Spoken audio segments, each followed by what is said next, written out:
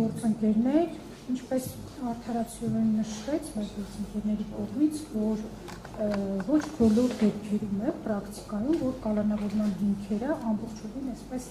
ներբեռնվում են կալանավորումը որպես խափանման միջոց ընտրելու միջնորդության մեջ ու ներկայացվում են դատարան։ Բայց մենք այս դեպքում ունեինք փաստորեն մի ամբողջ փունջ, որ Սրբազանը կարող է վարույթից թաքնվել, ոչնչոտել, նոր հանցանք կատարել, ազդել գործի ուրեմն մասնակիցների վրա եւ այլն։ Ես մասնավորապես կանդրադառնամ թաքնվելու հիմքի։ Ինչպես գիտեք, պարբերաբար Սրբազանը հայտնվում է էկրաններին եւ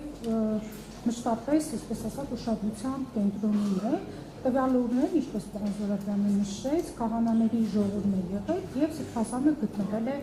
մայր աթոռում։ Հետեւաբար նրա թաքնվելու մասին որևէ միտք չէ կարող գույություն ունենալ այն պահին, երբ որ արդեն ձերբակալման համար ուրեմն իրավապահ մարմինները եկել էին մայր աթոռ։ Այստեղ ինչն է կարևոր, Սրբազանը իրականում մեծ ջանքեր գործադրեց, որպեսզի ներկայանա քննչական կոմիտե, որովհետև եւ հոգեվորականները եւ այնտեղ գտնվող քաղաքացիները շատ մեծ ուրեմն այսպես պաթոսով, դիմադրություն էին ցույց տալիս, որ իրենց առաջնորդը, հոգեվոր առաջնորդը հանկարծ չհայտնվի ապօրինի մեղադրանքի առջև եւ կանգնի դատարանում որպես մեղադիան։ Հետեւաբար կարող եմ հաստատել, որ Սրբազանը գրեթե ֆիզիկական դիմադրությունը հաղթահարեց, մարդկանց խնդրեց ճանապարհ հարթել, որպեսզի ինքը իր գործով ներկայանա քննչական կոմիտե։ Հետեւաբար դրանից հետո միջնորդություն տանել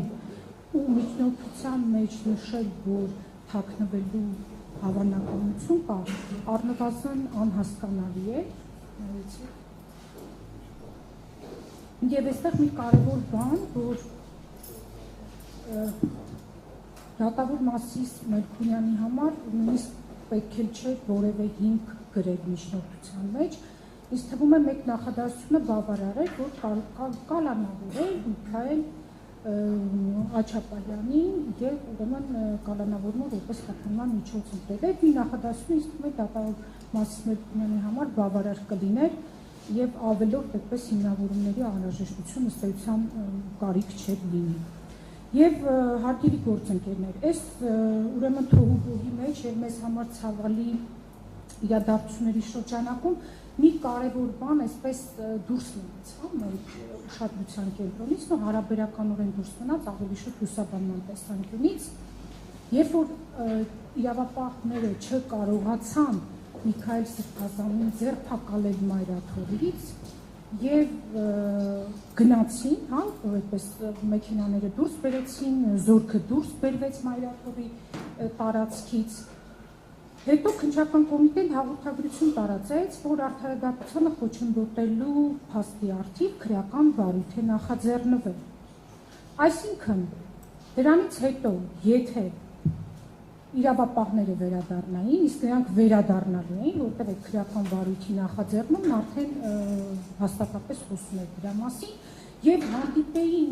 մեր հոգեվորականների, այնտեղ գտնվող քաղաքացիների դիմադրությանը լեգիտիմ հիմք էին ունենալու այնտեղ բոլոր դիմադրողներին ձերբակալելու համար։ Այսինքն դա քաղաքացիների դեմ է ուղղված։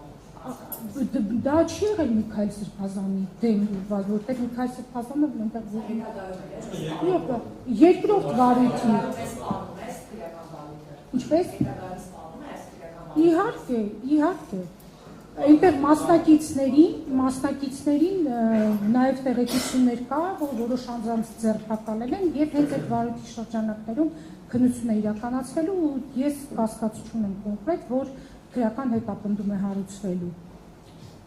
Եվ այստեղ Միքայել Սրբազանի դիրքորոշումը, որ ինքը գնա, ներկայանա եւ իրենից բացի